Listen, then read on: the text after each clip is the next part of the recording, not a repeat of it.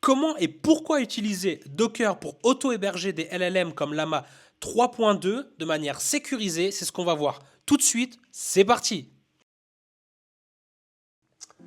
Quel plaisir de vous retrouver pour cette nouvelle vidéo. Après ce petit temps d'absence, ce petit mois, j'ai eu pas mal de choses à faire à côté, pas mal de travail. Donc voilà, en tout cas c'est un plaisir de vous retrouver. J'espère que c'est réciproque. On est reparti pour au minimum 3 vidéos par semaine sur des sujets peut-être un peu plus techniques. Un peu plus sur du N8N, des choses comme ça, WordPress bien évidemment aussi. Enfin bref, plein de choses géniales qui vont suivre et surtout le lancement de la communauté. J'ai une date fixe avec des choses super sympas, mais ça on en reparle au milieu de la vidéo. Grosso modo, qu'est-ce qu'on va faire aujourd'hui? On va voir comment on peut installer Llama 3.2 sur Docker et y avoir accès sur N8N afin d'avoir un écosystème, si tu veux, qui est complètement local, où rien ne sort. Donc pour une entreprise, c'est vraiment parfait si tu veux. Donc on va voir en deux mots ce qu'il en est. Je ne sais pas si vous connaissez, si vous êtes familier avec ça. Qu'est-ce que c'est Docker? Grosso modo, je me suis fait un petit doc pour ne pas oublier les informations. Donc Docker, c'est une plateforme qui va te permettre de créer, déployer et exécuter des applications dans ce qu'on appelle des conteneurs. Vous faites pas de soucis, on va voir ce que c'est des conteneurs juste après. Donc, les avantages de Docker: portabilité, isolation, scalabilité, efficacité des ressources. Pour la portabilité, donc les conteneurs, ils peuvent bien évidemment être exécutés sur n'importe quel système qui prend en charge Docker. Ça facilite grandement le déploiement d'une application ou, comme dans notre cas, d'une automatisation. Voilà. Au niveau de l'isolation, chaque conteneur va fonctionner de manière isolée, si tu veux, ce qui va faire que si tu as déployé une application dans un conteneur et qu'elle a un problème, ça va poser aucun problème aux autres conteneurs qui seront déployés, si tu veux. C'est vraiment cette application qui va subir les problématiques. Ça va affecter en rien le reste de ton infra. Ok, donc ça c'est super important, c'est génial. Au niveau de la scalabilité, Docker te permet de créer facilement, déployer, de gérer des instances multiples d'une application logique. J'espère que vous avez compris ça.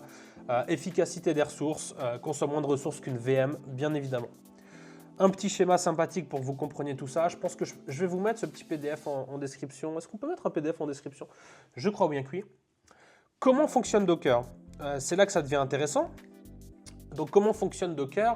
Tu peux l'installer soit en ligne de commande, soit Docker Desktop, comme vous voyez ici. Si tu n'es pas familiarisé avec un terminal et que tu veux avoir une vision comme ça, si tu veux, une application sur ton bureau Docker, ou même, d'ailleurs, je te conseille dans tous les cas de l'installer. C'est bien fait, c'est visuel, tout fonctionne très bien, donc tu peux y aller. Sans autre, sur cette application, on peut voir que j'ai déjà une 8N installée ici. Voilà. Donc tu installes Docker, ensuite on va créer ce qu'on appelle une image dans Docker. Une image, qu'est-ce que c'est? Un modèle de lecture seul, bien évidemment, donc je vais vous expliquer pourquoi.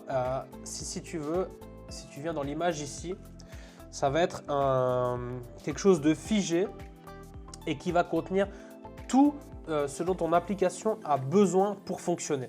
Donc le code source, les dépendances, etc. de manière figée. Ok, c'est ici. C'est dans Images et ça, c'est une image dans Docker. Ensuite, on va exécuter ce qu'on appelle un conteneur et dans ce conteneur, il va prendre l'image et créer une instance de cette image pour fonctionner. Ok, et donc ça, c'est vraiment ici, ce que vous voyez ici dans conteneur. C'est deux choses bien distinctes. On vient installer une image avec des dépendances, le code, etc. qu'on va venir faire fonctionner dans un conteneur ici. Ok. Donc voilà un peu pour l'explication rapide de Docker. L'idée, c'est pas de passer à 20 minutes là-dessus. C'est pas forcément ce qu'on a envie aujourd'hui. Mais voilà, une petite conclusion permet de simplifier le déploiement d'une application. Grosso modo, c'est le fonctionnement de Docker, que ça soit sur ton ordinateur, sur un serveur, sur un cloud. Pourquoi j'ai décidé de vous présenter ça aujourd'hui? J'ai eu un contact avec une entreprise qui voulait justement effectuer des automatisations dans sa boîte. C'est une grosse boîte qui a des serveurs en local et c'est typiquement le cas que vous pouvez rencontrer avec vos clients, de se dire nous on veut tout garder dans la boîte, on ne veut pas tout installer sur des clouds en Europe, aux États-Unis, etc. Donc qu'est-ce qu'on va faire? Heureusement qu'on a une 8N qui nous permet de faire ça. On va déployer Docker sur leur serveur et installer une 8N dans un container pour vraiment cloisonner tout ça et que ça n'ait aucune incidence sur le reste de l'infrastructure de l'entreprise. Ok? Donc voilà, résumé, avantages, portabilité, isolation, scalabilité, ce qu'on a vu avant. Comment fonctionne Docker? On l'installe, on crée une image et on exécute cette image dans un container. Et le conteneur, les définitions, les caractéristiques, ce qu'on a vu avant. Donc voilà un peu pour cette petite présentation de Docker, ultra simplifiée. Hein.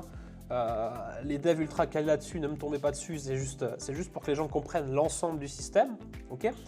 Comme dit en début de vidéo, lancement de la communauté le 17 novembre. Je suis trop content. Formation Make, débutant à intermédiaire. Formation N8N, débutant à intermédiaire. Tout ce que vous avez besoin de savoir pour commencer un job dans l'automatisation ou pour déployer des automatisations dans votre entreprise. 1 heure de questions et réponses par semaine avec moi-même. Par la suite, des intervenants. On va faire évoluer tout ça. Et bien sûr, une communauté incroyable. Je compte sur vous pour nous tirer tous vers les hauts. La communauté sera capée à un certain nombre. J'hésite encore à 250, 300 personnes. C'est ambitieux, mais je pense que c'est atteignable. Et ça va commencer à 39 francs par mois, ce qui est complètement ridicule pour toute la valeur que je vais vous amener là-dedans. Ok, on retourne à la vidéo. Voilà, donc on se retrouve sur notre petit Docker Desktop pour vous montrer finalement ce qu'on vient de vous présenter. Donc moi j'ai déjà N8N qui est installé ici. On a bien nos containers et nos images, comme je vous ai expliqué en début de vidéo. Les images qui sont le code et toutes les dépendances qu'on aura besoin pour déployer ici une instance dans un container. Il faut se l'imaginer comme ça. Ok, donc on va se concentrer sur Llama, Ollama dans cette vidéo. Donc, qu'est-ce qu'il faut faire dans un premier temps? Si on se rappelle, il va falloir installer l'image dont on a besoin. L'image qui est ici. Okay. Pour ce faire, vous venez ici dans Chercher et vous cherchez Ollama. Pourquoi? On aura besoin de tout l'infrastructure, si on peut appeler ça comme ça, Ollama, pour pouvoir par la suite télécharger des LLM type Llama 3.2, etc. Donc on va d'abord venir télécharger Ollama. Vous avez ici toute l'explication si vous voulez la lire, n'hésitez pas, c'est important, c'est intéressant, il y a plein de choses à savoir, notamment au niveau du GPU et du CPU, pour venir faire exploser par la suite. Donc vous venez ici et vous cliquez sur Pool. Ok. À partir de là, ce que ça va venir faire, c'est télécharger l'image dont on aura besoin pour déployer notre instance dans un container. Ok. Donc pendant ce temps que tout ça se fait, on va venir ici tac, et venir supprimer ça, comme ça je vous montre comment le faire. Donc on est sur N8N, en local bien évidemment, hein, qui tourne via le container qui est disponible ici. Ok, vous voyez, il est en train de tourner. Donc je pense que tout est ok. Si on va dans l'image, notre image est bien installée. Ensuite, on n'a pas encore donc un container qui est à disposition, on a juste l'image, donc le code et les dépendances. Ok, on se rappelle de ça. Ce qu'on va venir faire à partir de là, c'est run une première fois. On va choisir les settings. Donc ne vous en faites pas, on va juste mettre test YouTube de l'autre côté. Au niveau du port, donc comme vous pouvez le voir ici, on a bien localhost 5678. Le 5678, c'est le port sur lequel est disponible notre N8N pour l'exemple. Et nous, on va avoir besoin aussi de rendre disponible Ollama pour y avoir accès depuis N8N. Grosso modo, c'est ça. Donc, on va le rendre disponible sur le port 11434, comme vous le voyez ici. On va choisir notre petit dossier pour enregistrer tout ce qu'on a besoin. Donc, Llama Data, vous l'appelez comme vous voulez. Et on peut rester comme ça pour cette étape. On va run notre image. Vous voyez qu'elle est disponible sur le port 11434. Tac, je vais venir réduire un peu ça. Comme ça, on a notre petit terminal qui est disponible. Donc, pour vérifier tout ça, on peut venir sur le port 11434 que vous voyez ici. Et on a bien Ollama is running. C'est que Ollama est en train de run. Donc, c'est tout bon. On a la confirmation, tout est OK. Si on va dans notre container ici, on peut voir que le container est disponible. 11434 et 5678 pour notre modèle N8N, notre application N8N. Du coup, qu'est-ce qu'on va venir faire? Donc, on vient sélectionner ici, bon, ça vous connaissez, hein, j'imagine. On peut mettre en trigger le chat qu'on va rendre disponible ici. On peut mettre nos agents ici. On peut en ajouter un, pardon. qu'on vient plugger à ce niveau-là. Le chat modèle, on peut mettre bien évidemment Ollama, tout le but de la vidéo. On vient créer une nouvelle connexion et là, on va venir vous proposer cette URL-là qui serait logique, mais si on vient dans le GitHub de n8n, je vous laisserai lire tout ça, on peut venir voir ici que l'URL à sélectionner lorsqu'on veut créer une connexion entre n8n et Llama sera celle-ci. Donc on vient la copier tout simplement et la coller ici. On a sauvegardé tout ça et on a notre connexion qui a bien été établie. Ok, donc à partir de là, on a accès à Ollama. Ok, mais ça ne nous sert à pas grand-chose. Pourquoi? Comme vous le voyez, on n'a pas de modèle qui est disponible actuellement. Pourquoi? Parce que je vous ai dit que Ollama, c'était juste la structure qui permettait ensuite d'installer des modèles comme Llama 3.2 par exemple. Ok, sachant ça, on va bien évidemment venir installer tout ça. On ne va pas vous laisser là, ça serait pas sympathique. Donc on va venir taper quelques petites lignes de commande ici, docker ps, pour voir déjà les containers qui sont disponibles. On aurait pu le rechercher ici, mais comme ça vous voyez un peu des lignes de commande qui sont utiles pour vous. Et là, ça va nous ressortir les containers qui sont en train d'être run et leur ID, leur nom, etc. Nous, ce qu'on a besoin, c'est l'ID.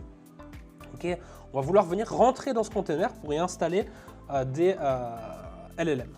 Ok, donc, d'une fois qu'on a cet ID que vous voyez ici, on a une ligne de commande à taper que je me rappelle pas exactement, mais c'est docker exec, ouais, voilà, -it. On vient coller notre ID du container et bin bash enter. Et là, on est dans notre container où on va pouvoir installer notre modèle Llama 3.2. Ce qu'on va faire, c'est pour installer notre modèle, c'est Ollama. Non, c'est pas run, pas du tout. Oui, suis-je bête. Ollama pool, on va mettre Llama 3.2/1b. On va installer le plus petit modèle pour éviter de faire tout cracher. Ok.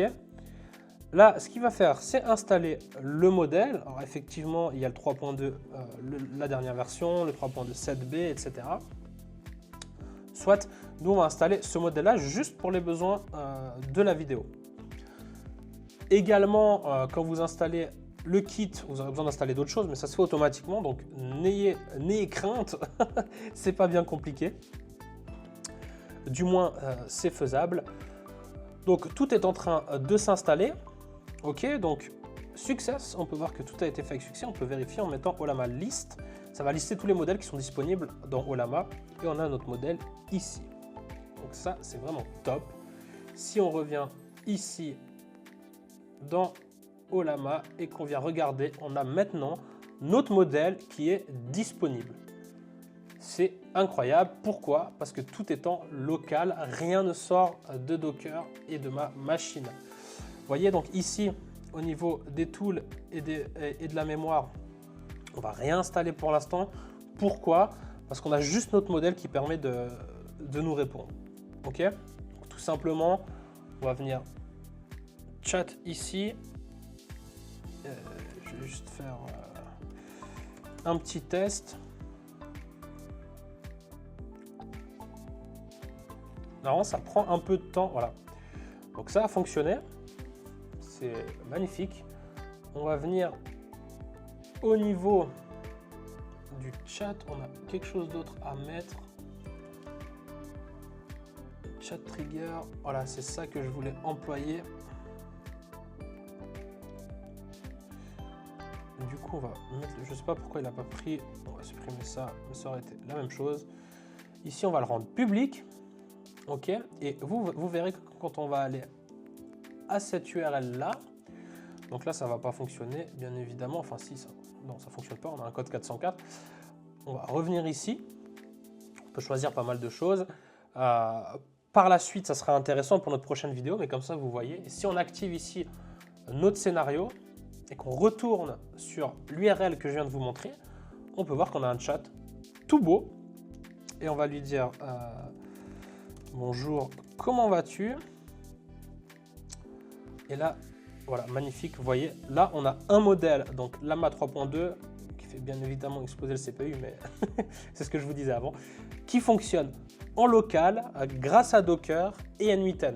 Donc rien ne sort. On a n8n qui est en local, Ollama qui est en local, Llama 3.2 qui est en local sur Docker. J'espère bien évidemment que cette vidéo vous aura plu, qu'elle vous aura apporté un maximum de valeur. On se retrouve soit demain, soit dans 2 jours pour la prochaine vidéo. En attendant, n'arrêtez jamais d'apprendre, c'est super important. Bye bye!